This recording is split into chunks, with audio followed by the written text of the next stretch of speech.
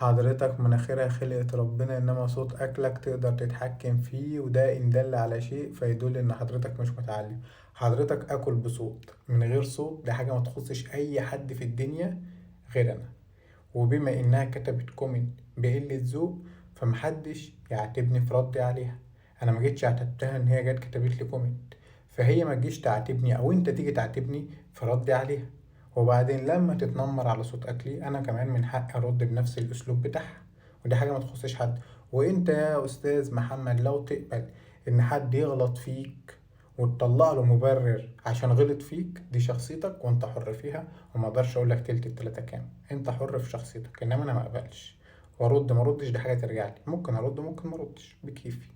اخيرا بقى ده ندل على شيء ان انا مش متعلم، يعني الحمد لله بفضل الله معايا بكالوريوس تجاره ومعايا سي اف تي يعني سيرتيفايد بيرسونال ترينر من منظمه اسمها ISSA، يعني مدرب معتمد.